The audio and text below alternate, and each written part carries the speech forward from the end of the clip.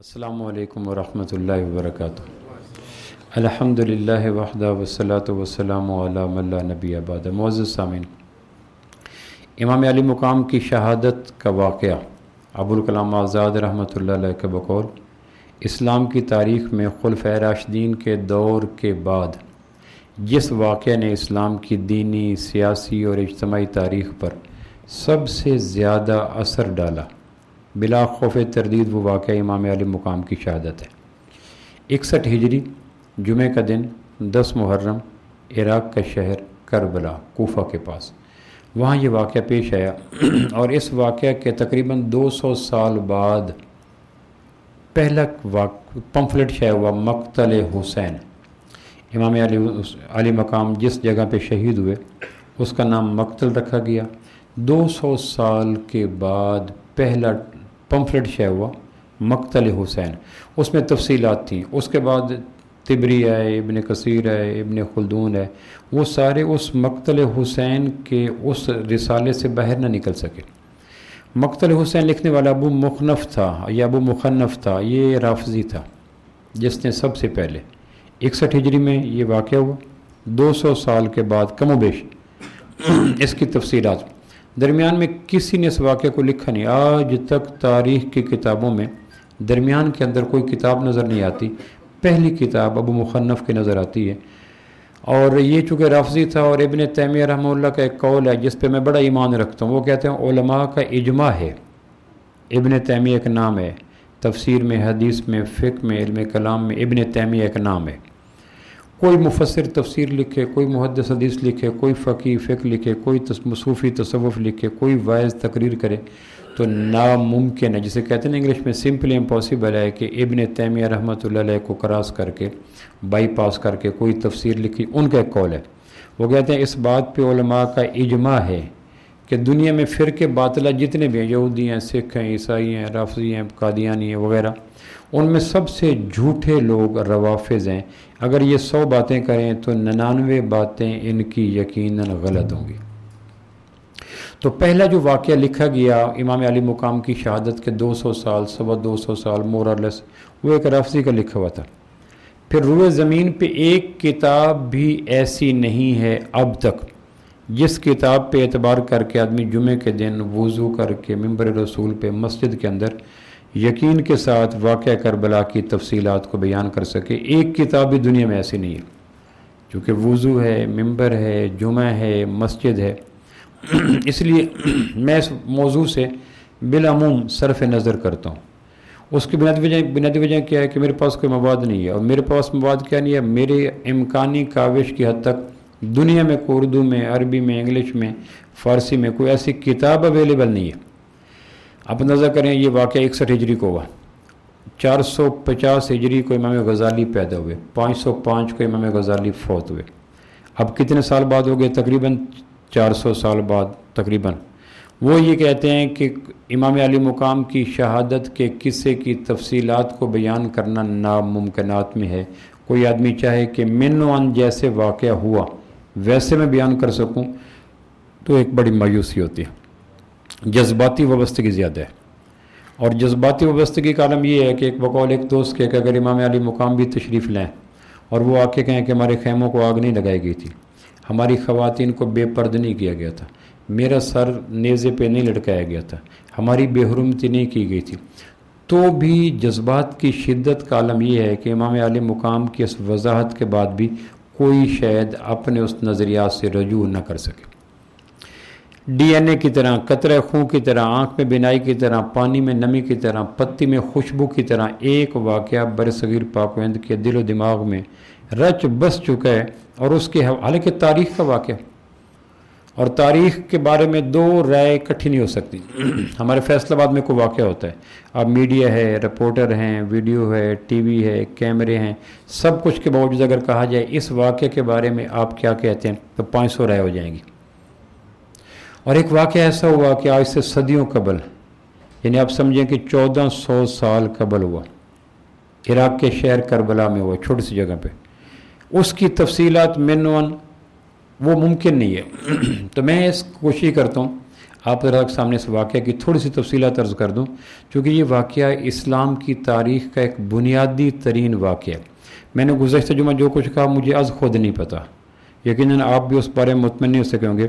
میں دانستہ نہیں چاہ رہا تھا کہ اس واقعہ کو ریپیٹ کروں، لیکن گزشتہ جمعہ چونکہ میں کہہ چکا تھا اور چونکہ میرے اس میں حواس اور جذبات ایک لائن پہ نہیں تھے، اور چونکہ میں دوائی کے ذریعے مخبوط ہو چکا تھا، اس لیے ناگزیر تھا کہ گزشتہ جمعے کی کمی کوتاہیوں کی وجہ سے کوئی کانٹا، کوئی زخم، کوئی ایسا آ گیا ہو، اس کو میں کلیئر کرنا اپنی ایک اخلاقی، دینی اور خطیبانہ ذمہ داری سمجھتا ہوں۔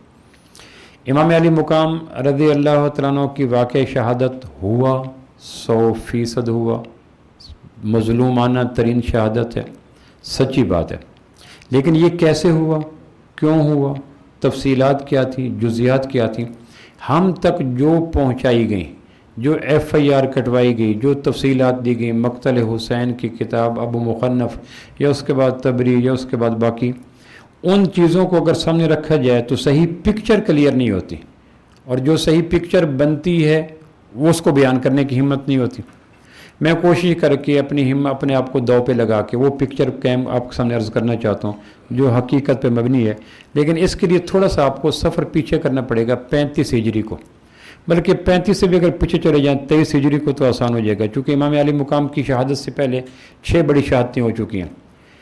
فاروق اعظم کی شہادت 1 محرم 23 ہجری کو، سیدنا عثمان کی شہادت 18 ذی الحج 35 ہجری کو، سیدنا علی کرم اللہ وجہہ کی شہادت 17 رمضان 40 ہجری کو، سیدنا حسن کی شہادت 49 ہجری ربیع الاول میں کم و بیش۔ یہ 5 بڑی شہادتوں کے پس منظر محرکات اگر نہ سمجھے جائیں تو 61 ہجری کرب و بلا کے میدان میں امام علی مقام کی شہادت کی گہرائی، پس منظر، پیش منظر تک اپروچ نسبتاً لاجک وائز، عقلی اعتبار سے، منطق کے اعتبار سے اگر ناممکن نہیں تو مشکل ضرور ہو جاتی ہے۔ فاروق اعظم رضی اللہ عنہ کے زمانے خلافت میں ایران فتح ہو گیا۔ 2 سپر پاور تھی، بلکہ 2 سپریم پاور، ایک روم تھا، ایک ایران تھا۔ ایران سیدنا فاروق اعظم کے زمانے میں فتح ہو گیا۔ ایرانیوں کا 1000 سالہ تخت فاروق اعظم کے قدموں کے نیچے آ چکا تھا۔ قادسیہ کے بعد ان کے سفید محل کی اذانیں پہ دی جا چکی تھیں، کسرا ایران قتل ہو گیا، مسلمانوں کو فتح ہوگی۔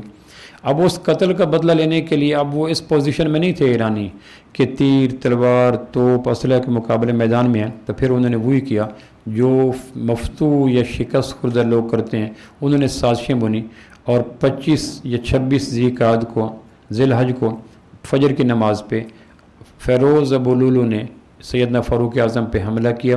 یہ ایرانی نسل تھا، حرامی نسل تھا، مغیرہ بن شعبہ رضی اللہ کا غلام تھا، نہامت کی جنگ میں قید ہو کے آیا تھا، اور اس کے اندر ایک لاشعور میں تھا کہ ایران کو سپر پاور سے 0 پاور کرنے والا فاروق اعظم ابھی تک زندہ ہے، مجھے اس کا انتقام لینا چاہیے۔ تو چونکہ میدان کے لوگ نہیں رہے تھے، لڑنے کے قابل نہیں رہے تھے، عسکری اعتبار سے پس چکے تھے، سینڈوچ بن چکے تھے، اقتدار علاقہ مسلمانوں کے قبضے میں آ چکا تھا، اذانیں دی جا چکی تھی، نخلستانوں پہ قبضہ ہو چکا تھا، کسرا کے قصر ابیض کے اوپر مسلمان چھا چکے تھے، اذانیں ہو چکی تھیں۔ اس نے پھر فجر کی نماز میں ذی الحج کے مہینے میں فاروق اعظم پہ حملہ کیا، اور 1 محرم کو فاروق اعظم رضی اللہ عنہ کی شہادت ہوگی۔ یہ پہلی شہادت تھی جو سیدنا فاروق اعظم کی ہوئی۔ 22 لاکھ مربع میل پہ اس وقت اسلام آ چکا تھا، یعنی دار ارقم جو 3 مرلے کا گھر تھا اس سے اسلام شروع ہوا، اور فاروق اعظم کے زمانے میں 10 سال کے اندر 23 ہجری تک، 1 محرم تک 22 لاکھ مربع میل، جس میں ایران بھی شکست کھا چکا تھا، چین شکست کھا چکا تھا، کسرا شکست کھا چکا تھا، بڑے بڑے علاقے شکست۔ اس کے بعد اقتدار میں نے عرض کیا تھا کہ کیسے منتقل ہوا سیدنا عثمان غنی رضی اللہ عنہ کی طرف۔ سیدنا عثمان غنی رضی اللہ عنہ نے پھر 12 سال کم 12 دن کم 12 سال حکومت کی۔ ان کے زمانے خلافت میں اسلام 44 لاکھ مربع میل تک جا چکا تھا۔ پہلی دفعہ 25 ہجری میں بحری بیڑا بن گیا، پہلی دفعہ سمندروں کے اوپر مسلمانوں کی فوج چلنے لگی۔ تو 23 ہجری کو فاروق حسین عثمان رضی اللہ خلیفہ بنے، اور تقریباً 35 ہجری 18 ذی الحج کو ایک شخص تھا یمن کا رہنے والا عبداللہ بن سبا، عبید اللہ بن عامر رضی اللہ عنہ گورنر تھے مصر کے، ان کے پاس ایک آدمی 30 ہجری میں لائے گئے، 30 ہجری میں فاروق اعظم سیدنا عثمان کے زمانے میں، کہ جی ایک آدمی ہے یمن کا رہنے والا ہے، یہودی، اور کہتا ہے میں مسلمان ہونا چاہتا ہوں۔ تو حضرت عبید بن عمر نے اس سے باتیں پوچھی کہ انہوں نے کہنے لگی یہ تو شاطر ہے، عیار ہے، طرح طرح کی باتیں کرتے، انہوں نے مصر سے نکال دیا۔ پھر وہ علاقے جو نئے نئے فتح ہوئے تھے، کوفہ تھا، بصرہ تھا، خراسان کا علاقہ تھا، یہ یمن کا رہنے والا تھا، یہودی تھا، نام عبداللہ بن سبا تھا، اس کی تحریک کو سبائی تحریک کہتے ہیں۔ آج بھی کسی درجے میں یہ سبائی تحریک پائی جاتی ہے۔ اس نے کہا کہ مسلمان، چونکہ پہلی دفعہ روم جو شکست کھا چکا تھا، وہ فاروق سیدنا عثمان غنی رضی اللہ نے روم کو بھی دائرے میں لے لیا تھا، اور روم کا خاصا حصہ مسلمانوں کے قبضے میں آ چکا تھا، 44 لاکھ مربع میل پہ اسلام آ چکا۔ تو بدلہ لینے کے لیے پھر اس نے وہ علاقے مسلمانوں کے جہاں اسلام نئے نئے آیا تھا، صحابہ کم تھے، مسلمان نئے نئے ہو رہے تھے، ان علاقوں کو اپنی محنت کا موضوع بنایا، اور پہلی دفعہ اس نے یہ دو نظریہ قائم کیا۔ ایک یہ کہا کہ حضور علیہ السلام کے بعد حضور کے وصی سیدنا علی ہیں، اور حضور علیہ السلام کے بعد خلیفہ بلا فصل سیدنا علی ہیں، علی ولی اللہ وصی یا رسول اللہ خلیفۃ ہو بلا فصل۔ یہ عبداللہ بن سبا کی تحریک کا آغاز تھا جو اس نے کیا، اور پھر اس نے کوفہ میں، بصرہ میں، مصر میں، خراسان کے علاقے میں زیر زمین چھپ کر پلانے کے ساتھ اپنا ایک لشکر تیار کر لیا۔ 35 ہجری کو ذی الحج کا مہینہ آیا تو اس نے پھر اپنے لوگ تیار کیے جو تیار کیے ہوئے تھے۔ انہوں نے کہا کہ جب تک سیدنا عثمان سے خلافت واپس نہیں لی جائے گی اس وقت تک اہل بیت کا حق ادا نہیں ہو سکتا۔ ہماری عبادت، ہماری نماز، ہمارا روزہ، اس کا فائدہ کیا اگر اہل بیت کا حق ادا نہیں کر سکے۔ اس نے پھر ایک اہل بیت کے نام پر تحریک تیار کر کے 35 ہجری کو مدینہ منورہ آیا، اور اس وقت چند ایک صحابہ تھے مدینہ میں، باقی سارے صحابہ حج کی خاطر مکہ مکرمہ جا چکے تھے۔ 13 ذی الحج کو صحابہ کنکری مار کے مینا سے نکلا کرتے ہیں۔ یہ ذی الحج کے شروع میں آ گیا، اور اس نے آ کے سیدنا عثمان کے خلاف مدینہ میں بلوا بول دیا۔ مالک اشتر، عبداللہ بن سبا اور اس قسم کے لوگ تھے۔ مدینہ میں قبضہ، مسجد میں قبضہ، گلیوں میں قبضہ، مین چوراہوں پہ قبضہ، مین انٹرنس پہ قبضہ، پورا مدینہ منورہ ان کو یرغمال بنا گیا۔ سیدنا علی نے سمجھایا، سیدنا ابن عمر نے سمجھایا، سیدنا حسنین کریمین نے سمجھایا، سیدنا ابو ہریرہ نے سمجھایا، چند ایک صحابہ تھے، باقی اکثریت مکہ جا چکی تھی۔ بالآخر ان کا جو عزم تھا کہ سیدنا عثمان سے خلافت واپس لی جائے، تو سیدنا عثمان نے خلافت نہیں دی کہ اگر خلیفہ کو کسی آدمی کے پریشر پر خلافت چھوڑ دینے کے لیے آمادہ کر دیا گیا تو کوئی بھی خلیفہ اپنی خلافت کی طبعی عمر پوری نہیں کر سکے گا۔ ایک لوگوں کو خوف ہے، وہ سیدنا عثمان نے کہا جو لباس مجھے، جو قمیض مجھے میرے محبوب نے پہنایا تھا میں نہیں اتار سکتا۔ بالآخر جمعے کا دن عصر کے لگ بھگ 35 ہجری کو عبداللہ بن سبا اور مالک اشتر اور اس طرح قسم کے 3-4 آدمی مدینہ منورہ میں سیدنا عثمان کے گھر کے اوپر چڑھے، پشت کی طرف سے جا کے حملہ کیا اور عصر کے لگ بھگ شہید ہو گئے۔ 18 ذی الحج کو ان کو زخمی ہوئے اور شہید ہو گئے، اور 19، 20 اور 21 کو جا کے تدفین ہوئی۔ 3 دن میں یہ مکہ مدینہ منورہ میں دندناتے رہے۔ جب یہ سیدنا عثمان رضی اللہ شہید ہو گئے تو پھر یہ سبائی جو قاتل تھے، مدینہ کے حلال کو حرام کرنے والے تھے، مدینہ میں خون بہانے والے تھے، خلیفہ برحق کو قتل کرنے والے تھے، یہودی نسل تھے، اور ان کے لاشعور میں تھا کہ ہم یہ جو کچھ کر رہے ہیں اہل بیت کے حوالے سے کر رہے ہیں، علی کو وصی بنانے کے لیے، علی کو خلیفہ بلا فصل بنانے کے لیے۔ عبداللہ بن سبا جو لوگ ساتھ لایا تھا ان کے لاشعور میں یہی بھر کے لایا تھا کہ ہم حق کی محنت ہے، علی کو حق دلانا ہے وصی ہونے کا، علی کو حق دلانا ہے خلیفہ بلا فصل کا، اور خلیفہ بلا فصل تب بنے گا جب عثمان کو قتل کر دیں یا عثمان کو خلافت سے اتار دیں۔ جب سیدنا عثمان شہید ہو گئے تو پھر یہی سبائی، یہی رافضی، یہی بلوت، یہی یہودی نسل، یہی یمنی لوگ، یہ عبداللہ بن سبا کی اولاد پھر سیدنا علی کرم اللہ وجہہ کے پاس آ گئے کہ آپ ہماری بیعت قبول کریں چونکہ خلافت کا حق اصل آپ کو ہے۔ اب ایک بڑا کریٹیکل سچویشن تھی کہ جو خلیفہ بنانے والے لوگ تھے وہ تھے مکہ مکرمہ میں حج کے ایام میں۔ مکہ سے ابھی قافلے 7 دن کے بعد مدینہ پہنچتے ہیں، اگر نہ ٹھہریں مینا سے، اگر 13 ذی الحج کو نکلیں، 14 ذی الحج کو چلیں تو 20 ذی الحج کے لگ بھگ یہ مکہ کے قافلے مدینہ پہنچتے ہیں۔ 18 ذی الحج کو سیدنا عثمان شہید ہو گئے، 21 کو تدفین ہوگی۔ مکہ کے قافلے ابھی تک مدینہ پہنچے کوئی نہیں، اور انہوں نے کہا جی آپ ہاتھ بڑھائیں۔ سیدنا علی فرماتے تھے کہ حضور نے فرمایا تھا 2 آدمی بھی اگر چلیں تو ایک کو امیر بنائیں، دوسرے کو مامور بنائیں، ورنہ شیطان دونوں کا امیر بن جائے گا۔ تو اسلام 2 آدمیوں کے حوالے سے بھی قائل نہیں ہے کہ ایک امیر ایک مامور کے بغیر رہے، تو پوری خلافت سیدنا عثمان کے شہید ہو جانے کے بعد امیر سے محروم ہے۔ سو سیدنا علی نے اس حدیث کے پس منظر میں اپنے آپ کو خلیفہ بنوا لیا اور مان گئے۔ سیدہ عائشہ رضی اللہ عنہا حج کرنے گئی ہوئی تھی، حضرت طلحہ حضرت زبیر یہ مدینہ میں تھے. حضرت طلحہ زبیر نے کہا تھا کہ جو لوگ آپ کی بیعت کر رہے ہیں یہ واجب القتل ہیں، قاتلین عثمان ہیں، سبائی ہیں، مدینہ کی حرمت کو انہوں نے پامال کیا، مدینہ کو یرغمال بنایا، مسجد نبوی پہ قبضہ کیا، خلیفہ کو دن دیہڑے شہید کیا. ان کی وجہ سے بیعت ہونے والا خلیفہ نہیں بن سکے گا جب تک کہ صحابہ بدر والے، احد والے، حنین والے، تبوک والے، رضوان والے جن کے نام اعمال میں یا جن کے جسم کے اوپر داغ کا دھبا نہیں ہے. سیدنا علی نے فرمایا کہ اگر میں نہیں بنوں گا تو پھر یہ سبائی بن جائیں گے، پھر زیادہ پریشانی بن جائے گی. سیدنا علی اپنی جگہ موقف سر بس 100% حق تھا سیدنا علی کا کہ مجھے بننا چاہیے. یہ دونوں صحابی سیدنا طلحہ سیدنا زبیر وہاں مدینہ سے مکہ چلے گئے. سیدہ عائشہ حج کر کے مکہ سے مدینہ کی طرف پہلی منزل پہ پہنچی ہیں تو یہ دونوں صحابی مدینہ سے مکہ جا کے ملے. چونکہ وہاں ریڈیو نہیں تھا، ٹیلی فون نہیں تھا، موبائل نہیں تھا، خبریں پہنچتی نہیں تھیں.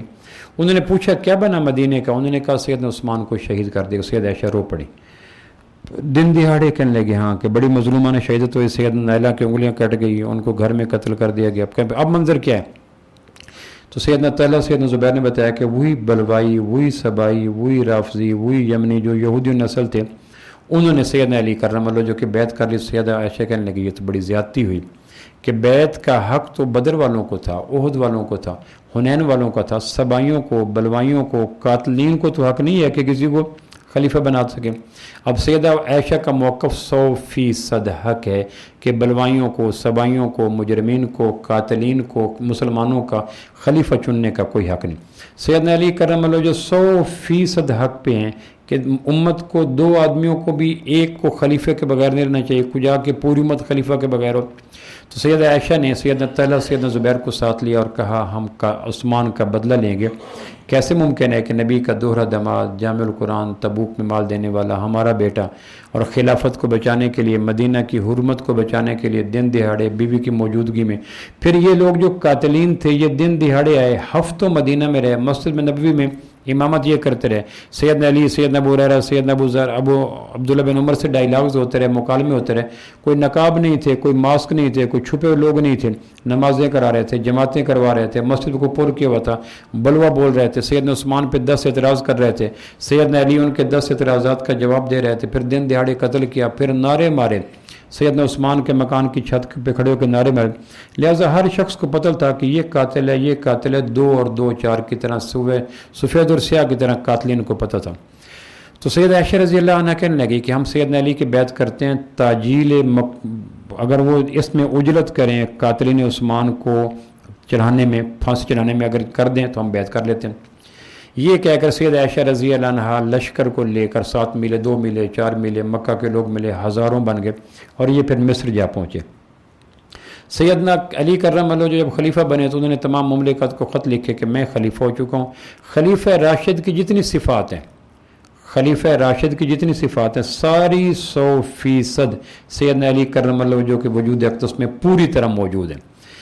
اختلاف سیدنا علی کے خلیفہ راشد ہونے پہ نہیں تھا، اختلاف یہ تھا کہ جن لوگوں نے آپ کو خلیفہ راشد کا بنایا ہے وہ لوگ اس قابل نہیں ہیں کہ ان کے بنانے پر آپ بن جائیں، ورنہ کل کلاں ہر باغی، ہر قاتل، ہر مفسد، ہر سبائی مرض سے قتل کرے گا، خود اپنے طے کرے گا. تو خلیفہ کا طے کرنا، امام کا طے کرنا یہ اسلامی حق ہے، یہ قاتلوں کا حق نہیں ہے، مجرموں کا حق نہیں ہے. تو اختلاف تھا انعقاد خلافت پہ، نہیں تھا کہ سیدنا علی خلیفہ کا حق رکھتے نہیں رکھتے، 100% مانتے تھے. لیکن جنہوں نے منعقد کیا ان کے منعقد کرنے والوں کے کردار پہ شک تھا. سیدنا علی کرم اللہ جو سیدنا معاویہ کو لکھا، یہ گورنر شام تھے، ان کو کہا میری بیعت کرو. سیدنا معاویہ رضی اللہ کے فرسٹ کزن تھے سیدنا عثمان رضی اللہ عنہ. انہوں نے کہا کہ میرا چچا زاد بھائی خلیفہ ہوتے ہوئے دن دہاڑے مدینہ میں دن کی روشنی میں قاتلین سے قتل ہو گیا، اور وہ قاتلین آپ کی فوج میں، لشکر میں، دائیں میں، بائیں میں، آپ ان کو پہلے سزا دیں پھر میں بیعت کر لوں گا. سیدنا علی کرم اللہ جو کا موقف یہ تھا کہ سزا کس کو ملے کس کو نہ ملے یہ عدلیہ کا کام ہوتا ہے، عدلیہ میں فیصلہ جاتا ہے، عدلیہ شہادتیں مانگتی ہے، قاضی طے کرتا ہے، قاضی کے طے کرنے کے بعد پھر حکومت وقت کا ذمہ ہوتا ہے قاضی کے فیصلے کو نافذ کرے. یہ سیدنا علی کا کرم اللہ جو کا 100% صحیح فیصلہ تھا.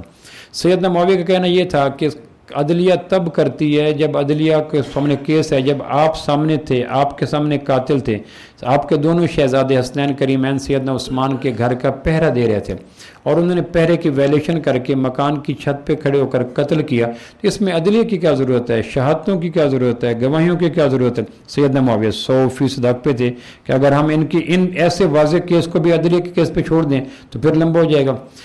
جب یہ بات چل رہی ہے تو سیدنا علی کرم اللہ کو پتہ چلا کہ سیدہ عائشہ اور سیدہ طلحہ اور سیدنا زبیر اور سینکڑوں صحابہ اور تابعین مکہ سے نکل کر مصر اکٹھے ہو گئے۔ انہوں نے پھر مصر جانے کی بجائے، شام جانے کی بجائے اپنی فوج کا رخ سیدنا علی نے اپنے زمانے خلافت میں دارالحکومت مدینہ کی بجائے کوفہ شفٹ کر دیا۔ عبداللہ بن عباس نے کہا کہ اگر ایک دفعہ مدینہ دارالحکومت نہ رہا تو پھر قیامت تک مدینہ کے دارالحکومت کا سٹیٹس واپس نہیں آ سکے گا، اس لیے آپ مدینہ کے دارالحکومت کو نہ چھوڑیں۔ سیدنا علی فرماتے تھے کہ مدینہ کی حرمت کو سیدنا عثمان نے اپنا خون دے کے بچایا ہے، میں نہیں بچا سکوں گا، میں نہیں چاہتا کہ میرے جیتے جی مدینہ کی گلیوں میں خون بہے، دیواروں پہ چھینٹے پڑیں، اور میں مدینہ بالکل حق تھا۔ تو سیدنا عبداللہ بن عباس پھر سیدنا علی کرم اللہ جو نے اپنے زمانے خلافت میں مدینہ کی بجائے دارالحکومت اور دارالخلافہ کوفہ شفٹ کر لے عراق میں۔ عراق سے پھر یہ چلے اور مصر میں آ کر سیدنا علی کرم اللہ جو اور سیدنا عائشہ رضی اللہ عنہ کے درمیان ایک جنگ ہوئی جس کو جنگ جمل کہتے ہیں۔ جمل عربی میں اونٹنی کو کہتے ہیں، سیدہ عائشہ اونٹنی پہ تھی اس لیے اس جنگ کو جمل کہا گیا۔ آپ نظر کریں کہ سب سے زیادہ جو خانہ جنگی ہوئی ہیں، آپس میں ٹکراؤ ہوئے ہیں، وہ 36 ہجری سے 40 ہجری 5 سال اسلام کی تاریخ کے وہ زمانے ہیں جس میں 1 انچ رقبہ فتح نہیں ہو سکا، آپس میں لڑتے رہے مسلمان۔ اسی جنگ جمل میں مسلمان سے ٹکرایا۔ اس کے بعد 36 ہجری میں جنگ جمل ہوئی۔ سیدنا علی 36 ہجری کے شروع میں خلیفہ بن گئے۔ 36 ہجری میں جنگ جمل ہوگی، 37 ہجری میں جنگ صفین ہوگی، 38 ہجری میں جنگ نہروان ہوگی۔ تو سیدنا علی کرم اللہ جو کا سارا زمانہ خانہ جنگیوں میں ٹکراؤ میں ہوتا رہا۔ پھر سید عائشہ کے پاس آ کے ملی، سید عائشہ نے کہا مجھے آپ کے خلیفہ ہونے میں کوئی شک نہیں۔ پھر لوگوں نے حضرت عثمان اور حضرت علی کے درمیان جو پہلے طے کہتے کہ عثمان خلیفہ ہوگا، اس کے بعد آٹومیٹکلی علی ہوں گے، تو آپ خلیفہ ہیں، لیکن یہ ہے کہ پہلے عثمان کے قتل کا بدلہ دو، ورنہ لوگوں کو جرت ہو جائے گی کہ اقتدار میں رہتے ہوئے مسلمانوں کو جب چاہیں اتار دیں۔ تاجیل اور تاخیر فرق یہ تھا، سیدنا علی فرما رہے تھے میرے ہاتھ مضبوط کرو، سید عائشہ کہہ رہی تھی اب اگر آپ حد نافذ کریں تو ہاتھ مضبوط کریں، ہم بیعت کرنے کے لیے تیار ہیں۔ آپس میں طے ہو گیا، رات گہری نیند سوئے، کنفرم ہو گیا کہ ٹھیک ہے کل ہم آپ کی بیعت کر لیں گے، سید عائشہ نے کہا، اور آپ پہلی فرصت میں اپنی شہادتوں کو اکٹھا کر کے قاتلین عثمان جو سبائی ہیں، جو رافضی ہیں، ان کو قتل کریں گے۔ یہ بات اس گروہ میں سبائی بھی تھے، مالک اشتر بھی تھا، اس میں عبداللہ بن سبا بھی تھا۔ جب یہ لشکر سید عائشہ اور سیدنا علی کا آمنے سامنے جنگ جمل میں ہوا، آمنے سامنے تھے، انہیں طے ہو گیا کہ دونوں حضرات نے باہمی طے کر کے یہ طے کر لیا کہ ہم صبح صلح کر لیں گے۔ صلح کے نتیجے میں اگلا سٹیپ یہ تھا کہ ان سبائیوں کا قتل ہونا، سیدنا عثمان کے قصاص کا بدلہ لینا، یہ طے تھا۔ جب رات لکھا تاریخ کتابوں میں رات طے ہو گیا، صلح ہوگی، گہری نیند سوئے، تو رات کے پچھلے پہر یہ جاگے سازشی، چونکہ یہ یہودی تھے، سازشی ذہن تھا، زیر زمین کام کرنا، لوگوں کو لڑانا، انہوں نے پھر رات کی تاریکی میں تیر اندازی کی۔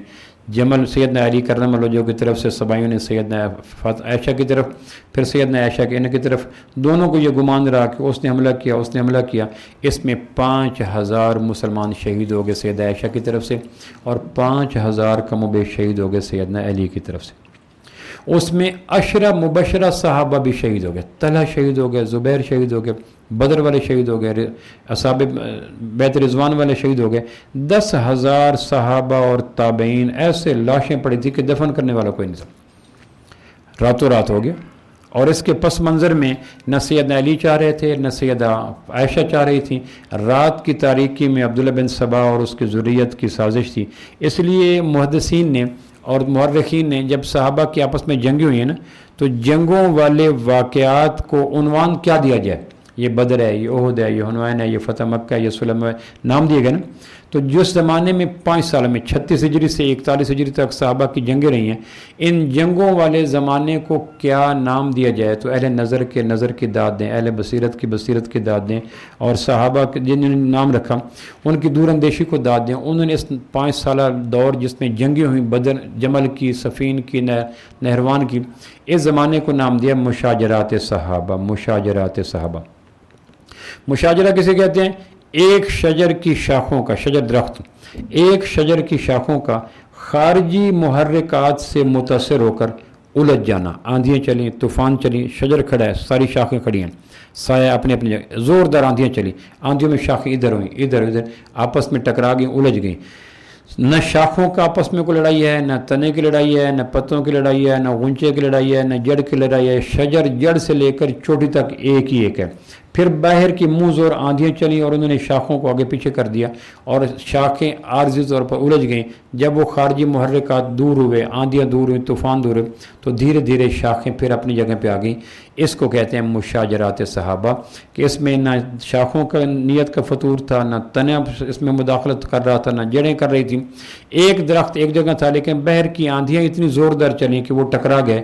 اس لیے سیدہ عائشہ اور سیدہ اس علی رضی اللہ کی جنگ کو مشاجرات میں لاتے ہیں کہ نہ سیدہ عائشہ چاہ رہی تھی، نہ سیدہ علی چاہ رہے تھے، لیکن اس میں کم و بیش 10,000 مسلمان شہید ہو گئے. 10,000 کہنا آسان، لاشیں ہی لاشیں. اور پھر سیدنا علی کرم اور جو اگلے دن فتح سیدنا علی کے ہاتھ میں آئی، وہ گھوڑے پہ چڑھ رہے تھے، ایک جگہ گھوڑوں کو روکا، دیکھا تو نیچے سیدنا طلحہ جو اشرم بچرا تھا، ابوبکر جنتی، عمر جنتی، عثمان جنتی، علی جنتی، طلحہ جنتی، زبیر جنتی، سعد جنتی، سعید، یہ رضی اللہ عنہ جو 10 لوگوں کو ایک نشست میں کہا تھا جنتی. سیدنا طلحہ کو دیکھا سیدنا علی نے گھوڑے سے اتر کر، ان کا چہرہ خاک آلود تھا، خون میں ڈوبا ہوا تھا، جسم کٹا ہوا تھا. سیدنا علی نیچے اترے، چہرے کو صاف کیا، پیشانی کو بوسہ دیا اور کہنے لگے یہ تو وہ شخص تھا جس کو اللہ کے نبی نے جنتی قرار دیا تھا. پھر روئے، خاک دور کی، مٹی دور کی، چہرے کو صاف کیا، فرمانے لگے کاش آج کی اس جنگ جمل سے 20 سال پہلے علی فوت ہو گیا ہوتا.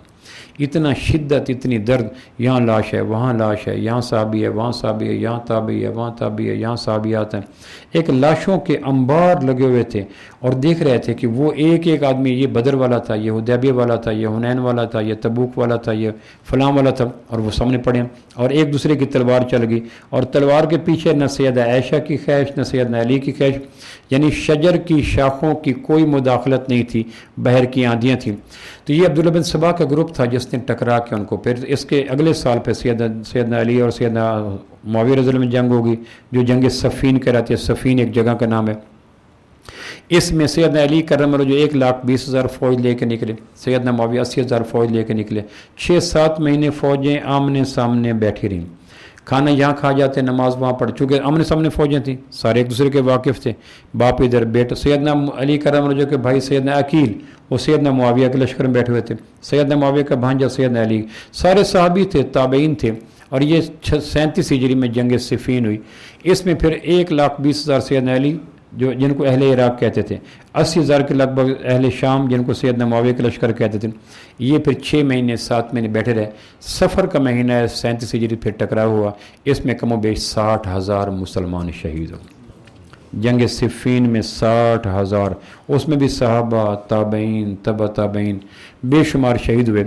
اس کے بعد پھر صلح ہوگی، پھر اس کے بعد نہروان کی جنگ، اور اس میں بھی یہی ہوا، آپس میں طے ہو گیا کہ ٹھیک ہے جی ہم طے کر لیتے ہیں، پالیسی طے ہوگی، شرائط طے ہوگی. پھر سبائی گروپ بیچ میں آیا اور انہوں نے پھر رات کی تاریکی میں وہی کام کیا. انہوں نے کہا اہل عراق نے حملہ کیا، انہوں نے کہا اہل شام نے حملہ کیا. پھر اس کے بعد کسی کو کچھ سجھائی نہیں دیا، چل سو چل، پھر ایک وقت ہے. اس کے بعد جنگ نہروان آ گئی. پھر 40 ہجری 17 رمضان کو 3 لوگوں نے طے کیا کہ ہم نے 3 آدمیوں کو قتل کرنا ہے. مصر میں عمر بن عاص کو، شام میں دمشق میں سیدنا معاویہ کو، اور کوفہ میں سیدنا علی کو. تینوں صحابی تھے بڑے درجے کے.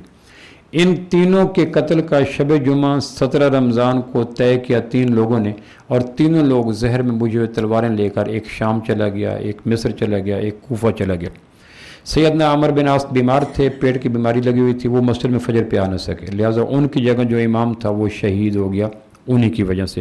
وہ بھی سبائیوں کا ایک حصہ تھا.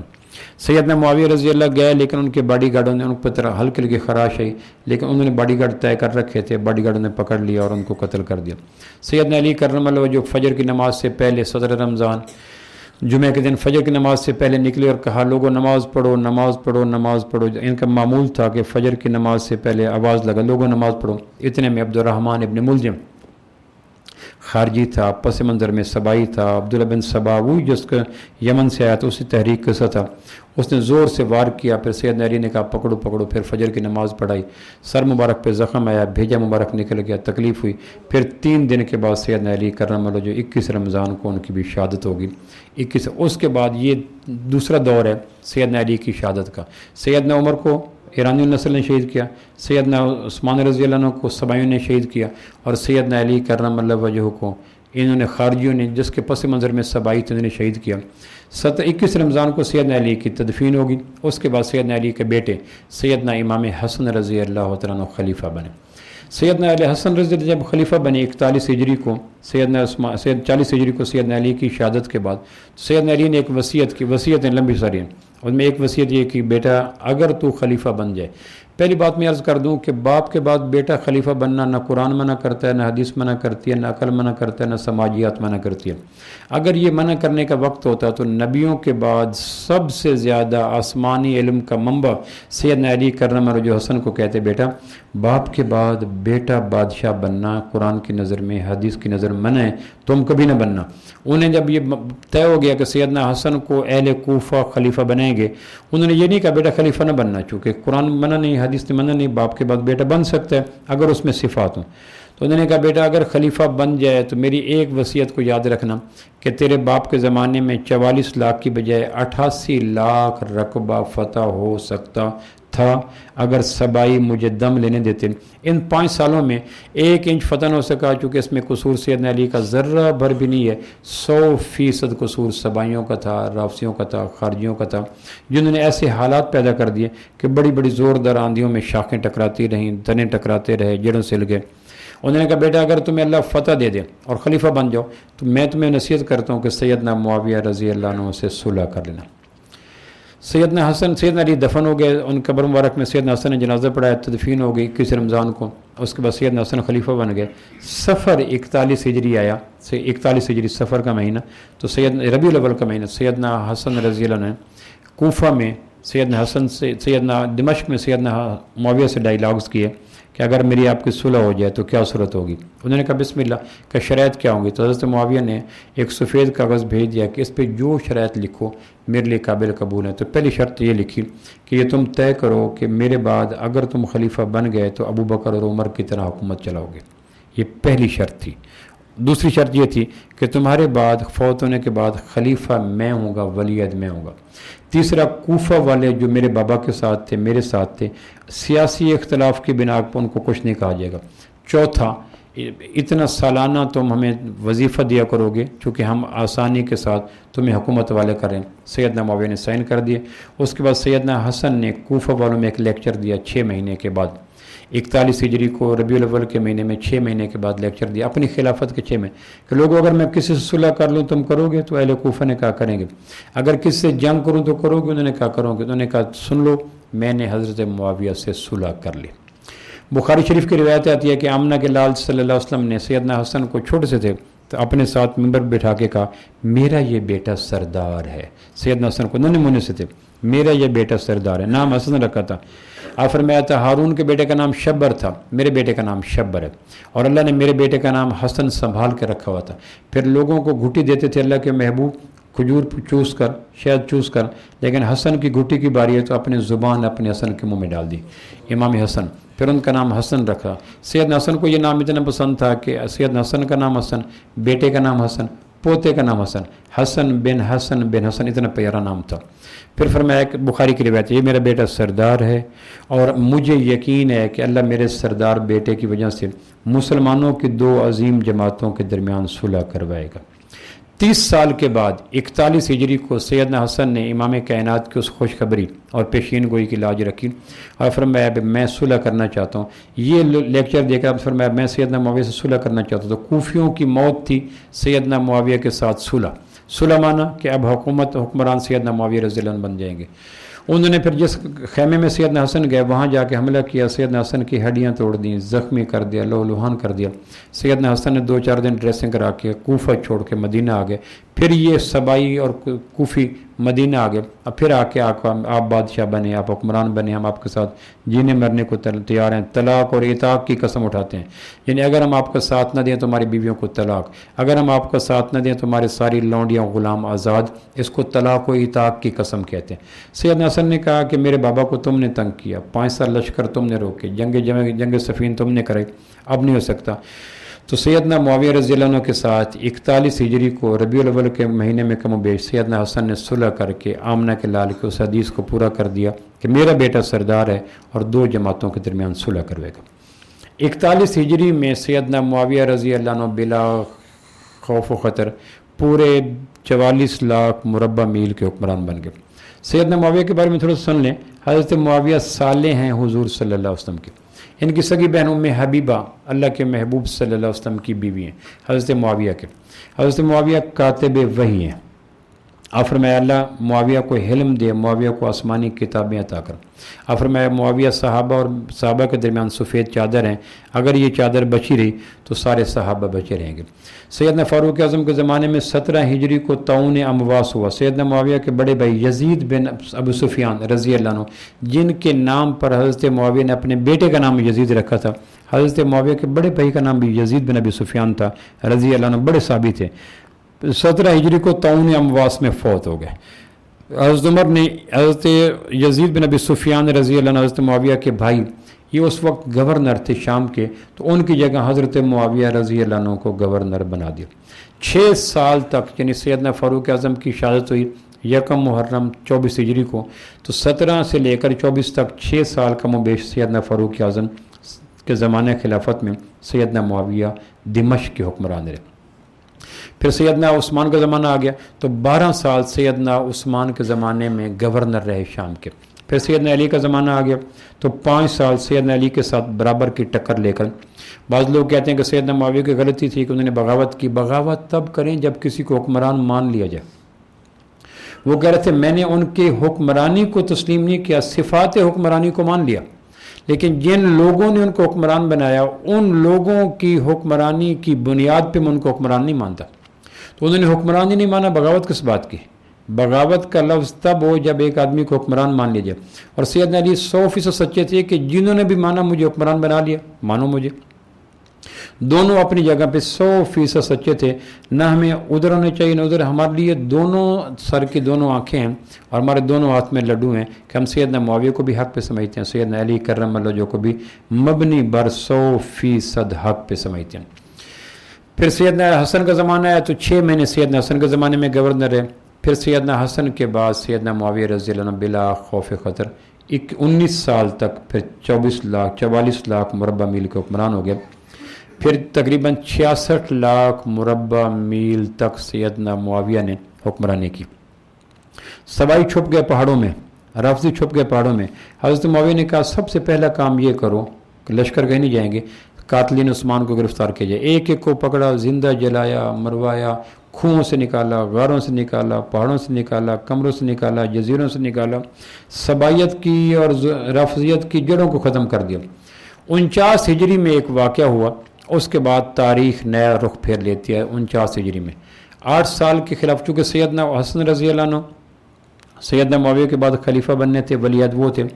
49 ہجری کو سبائیوں نے، جو سبائی بچے کچھ تھے، انہوں نے سیدنا حسن کی بیوی کو کہہ کر سیدنا حسن کو زہر دلوا دیا، تو سیدنا حسن رضی اللہ اس زہر سے شہید ہو گئے۔ 49 ہجری کو شہادت کے بعد اب ولی عہدی ختم ہوگی۔ پہلے صحابہ مطمئن تھے کہ اب جنگوں کا زمانہ نہیں آئے گا، جمل کا زمانہ نہیں آئے گا، صفین کا زمانہ نہیں آئے گا، چونکہ اگلا ولی عہد سیدنا امام علی مقام سیدنا امام حسن طے ہو چکے تھے، لہذا پریشانی کا خطرہ کوئی نہیں تھا۔ 49 ہجری میں سیدنا حسن رضی اللہ عنہ کا انتقال ہو گیا، یعنی اس کی وجہ سے شہادت ہوگی جو ان کو ہو زہر دلوائی گی۔ پھر اس کے بعد مغیرہ بن شعبہ رضی اللہ عنہ صحابی ہیں، یہ غزوہ خندق کے بعد مسلمان ہوئے۔ صلح حدیبیہ کے موقع پر اللہ کے محبوب کے پیچھے تلوار لے کے کھڑے تھے اور باڈی گارڈ تھے، اور حضرت عمر رضی اللہ عنہ کے زمانے میں جو کوفہ نیا شہر بنا تو حضرت عمر نے کہا کوفہ والے بڑے پریشان کرتے ہیں، تو مغیرہ بن شعبہ کو فاروق اعظم نے کوفہ کا گورنر بنایا۔ پھر جب قادسیہ کی جنگ میں کسرا ایران سے خصوصی بات چیت کرنی تھی تو حضرت عمر نے کہا دانا ترین آدمی کو بھیجو جا کے جو قادسیہ کے اندر کسرا ایران سے بات کرے۔ تو سیدنا فاروق اعظم کے کہنے پہ سیدنا مغیرہ بن شعبہ نے کسرا کے ساتھ جا کے ڈائیلاگ کیے۔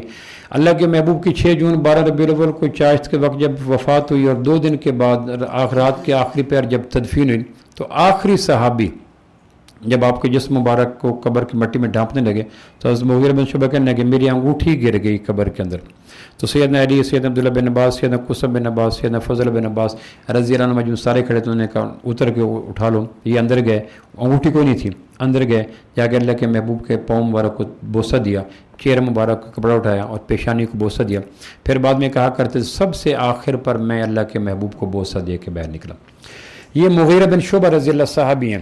انہوں نے سیدنا معاویہ رضی اللہ عنہ کو کہا 49 ہجری کے آخر پر کہ پہلے ہم مطمئن تھے کہ جمل اور صفین کا زمانہ نہیں دہرایا جائے گا، اب مہربانی کریں سیدنا حسن رضی اللہ کی شہادت کے بعد ہمارے لیے ولی عہد کوئی نہیں، جلدی جلدی ولی عہد تک کر لیں، کیونکہ 10 سال بھی نہیں گزرے، پیچھے ابھی جنگ جمل کے واقعات، صفین کے واقعات، نہروان کے واقعات، خون کے چھینٹے، بیواؤں کی چیخیں، یتیموں کی سسکیاں، مسلمانوں کی پریشانیاں، اہل نظر کا رونا، وہ سارا اپنی جگہ زخم بھولے نہیں تھے۔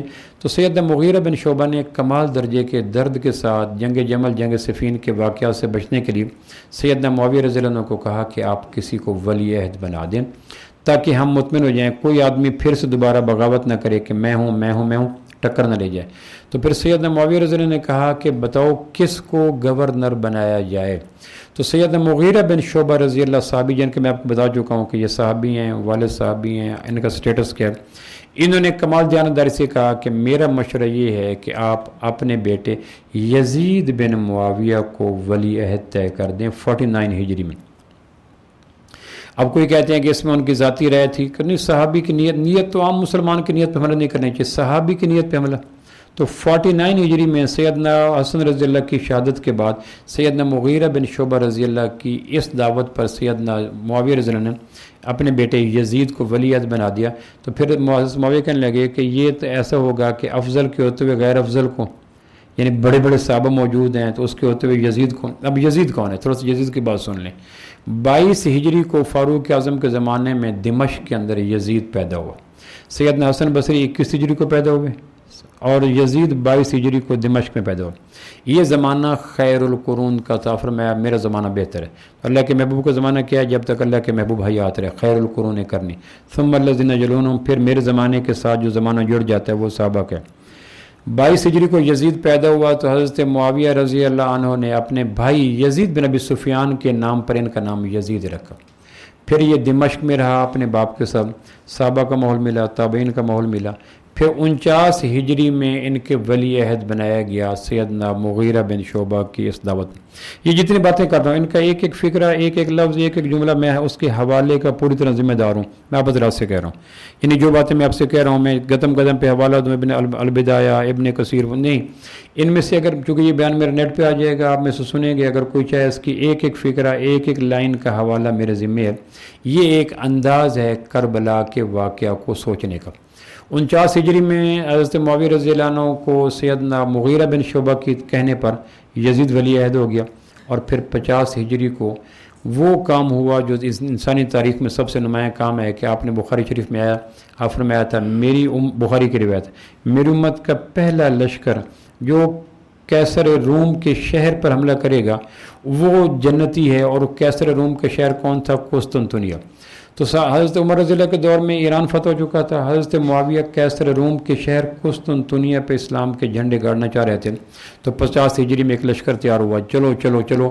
پھر اس حدیث کے شوق میں بڑے بڑے لوگوں سے غزوے میں شامل ہو گئے کہ وہ غزوہ ہوگا، وہ جہاد ہوگا جس کے شامل ہونے والوں کو اللہ کے محبوب نے اب بخاری ہمارے پاس، اس کے بقول وہ سارے کے سارے جنتی ہیں جو شامل ہو جائیں گے کیسر روم کے شہر پہ حملہ کرنے میں۔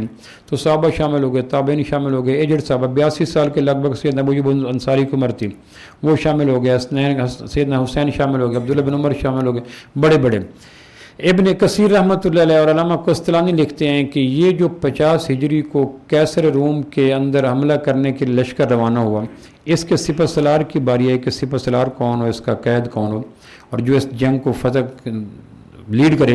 تو تمام تاریخ کی کتابیں کہتی ہیں کہ قسطنطنیہ کی جنگ کے اندر حملہ کرنے والے صحابہ اور تابعین کی جنگ کی سپہ سالاری یزید بن معاویہ کر رہا تھا.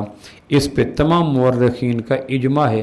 جس طرح یہ قباء مسئلہ سے دوسری رائے کوئی نہیں، اس طرح ہر مورخ کہتا ہے کہ وہ جنگ جس کو 50 ہجری میں ہوئی، پھر 50 ہجری میں یزید وہاں بن کے چلا گیا، اس میں 2 مہینے 4 مہینے لگے، اللہ نے مسلمانوں کو قسطنطنیہ فتح کروا دیا.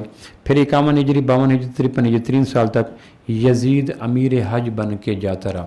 پھر سیدنا حسن رضی اللہ عنہ اور سیدنا حسین رضی اللہ عنہ کی سگی بھانجی حضرت حسین کی ایک بہن ہے زینب رضی اللہ عنہ، ان کی شادی حضرت حسین کے فرسٹ کزن عبداللہ بن جعفر اور علی بھائی ہیں. جعفر کے بیٹے عبداللہ اور علی کے بیٹے حسین رضی اللہ عنہ مجمعین. تو حضرت عبداللہ بن جعفر اور حضرت حسین بن علی آپس میں فرسٹ کزن ہیں. تو حضرت حسین کی بہن سیدہ زینب بنت علی کا نکاح حضرت عبداللہ بن جعفر سے ہوا. ان سے ایک بیٹی پیدا ہوئی، ام محمد اس کا نام رکھا گیا. اور اس پہ تاریخ کی کتابیں کہتے ہیں کہ ام محمد جو سیدنا حسین رضی اللہ عنہ کی سگی بھانجی ہے، سیدہ فاطمہ رضی اللہ عنہ کی بیٹی ہے زینب، سیدہ فاطمہ رضی اللہ عنہ کی بیٹی ہے ام کلثوم، سیدہ فاطمہ رضی اللہ عنہ کا بیٹا ہے حسن، سیدہ فاطمہ رضی اللہ عنہ کا بیٹا ہے حسین، اور محسن. یہ محسن بچپن میں فوت ہو گئے، باقی 4 زندہ رہے. سیدہ زینب رضی اللہ عنہ کے شوہر ہیں حضرت عبداللہ بن جعفر رضی اللہ عنہ، ان کے فرسٹ کزن بھی ہیں، ان کے شوہر بھی ہیں. امام حسین کے فرسٹ کزن بھی ہیں، ان کے بہنوئی بھی ہیں. تاریخ کی کتابیں یہ کہتی ہیں کہ ان سے اللہ نے ایک بیٹی دی، اس کا نام ام محمد تھا، اور اس کا نکاح پھر سیدنا حسین رضی اللہ عنہ نے اپنے زمانے میں یزید بن معاویہ کے ساتھ کر دیا. یزید بن معاویہ کے ساتھ سیدنا حسین کی بھانجی سگی عبداللہ بن زبیر کی بیٹی، اور حضرت معاویہ رضی اللہ عنہ کی بیٹی ایک بہن ہے حضرت ماریہ، ان کی سگی ایک بیٹی ہے، وہ حضرت معاویہ کی بھانجی لگتی ہیں. وہ حضرت حسین کے گھر میں چلی گئیں. تو حضرت حسین کے گھر میں حضرت معاویہ کی بھانجی ہیں، اور یزید کے گھر میں سیدنا امام حسین رضی اللہ عنہ کی سگی بھانجی ہیں. یہ وہ واقعات ہیں جو تاریخ میں ہیں، تاریخ میں واقعات ہیں. ان سے تردید کا، ان کو تکذیب کا، ان کو مکمل چھوڑنے کا، ان کو مکمل لینے کا پورا حق ہے، چونکہ یہ باتیں قرآن و حدیث کی نہیں ہیں، تاریخ کی ہیں. تاریخ میں ایک آدمی کا یہ ساری باتیں میں نہیں مانتا تو اس کو 1% بھی گناہ نہیں ہوگا جو میں نے کہی. ایک آدمی کہتا تاریخ کی باتیں ساری مانتا ہوں تو اس کو 1% ثواب نہیں ہوگا، کیونکہ تاریخ کی باتیں. تاریخ کی روشنی میں نے یہ بتلایا کہ یہ واقعہ 35 سے چلتا چلتا پھر کس طرح آ کر یہ 60 ہجری 22 رجب 60 ہجری کو سیدنا معاویہ رضی اللہ عنہ کا انتقال ہو گیا. اور پھر اس کے بعد 4 سال کے لیے 60 ہجری کو 22 رجب کو انتقال، 60 61 62 63 64 ہجری میں یزید فوت ہو گیا. اس 60 ہجری کے بعد 61 ہجری آئی تو سیدنا امام علی مقام رضی اللہ عنہ، سیدنا امام حسین رضی اللہ عنہ کی شہادت ہوئی. اس کا جو تھوڑی سی تفصیل باقی وقت رہ گیا میں ان سے عرض کر دوں گا کہ پھر یزید کے بادشاہ بننے کے بعد سیدنا امام حسین رضی اللہ عنہ کے یزید کے خلاف نکلنا، کربلا میں جانا، اس کے واقعات کیا ہیں، تاریخی پس منظر کیا ہے، راستے کیا ہیں، طریقہ کار کیا ہے، تاکہ ایک انداز وہ ہے. کسی سے پوچھ جائے نا کہ جب سیدنا امام حسین رضی اللہ گئے ہیں کربلا تو صحابہ کیوں نہیں گئے، کہنے کہ صحابہ مال غنیمت کے لیے آئے تھے، فتح کے لیے آئے تھے، پیسوں کے لیے آئے تھے، وہ کب دین کے لیے آئے تھے. تو ایک الزام لگتا ہے کہ امام علی مقام جب تشریف لے کے گئے کربلا میں تو صحابہ ساتھ کیوں نہیں، 250 صحابہ زندہ ہیں، 5 ازواج مطہرہ زندہ ہیں. تو جواب ملتا ہے صحابیت کی طرف سے کہ صحابہ کب مخلص تھے دین میں، وہ تو بدر کی مال غنیمت کے لیے آئے تھے، حنین کی مال غنیمت کے لیے آئے تھے، فتح مکہ کے لیے آئے تھے، پیسوں کے لیے آئے تھے، لونڈیوں کے لیے آئے تھے، وہ کب دین کے لیے آئے تھے. تو واقعہ کربلا کی ایسی تفصیل جس میں صحابہ کے پس منظر میں لالچ آ جائے، منافقت آ جائے، خوف آ جائے، لالچ پریشانی، اس سے بچنے کا کوئی طریقہ نکالنا کہ وہ بھی بچ جائیں، امام علی مقام کا قد بھی سدرۃ المنتہا سے اوپر چلا جائے، عرش مولا سے اوپر چلا جائے، بیچ کی راہ نکالنا یہ مشکل کام ہے.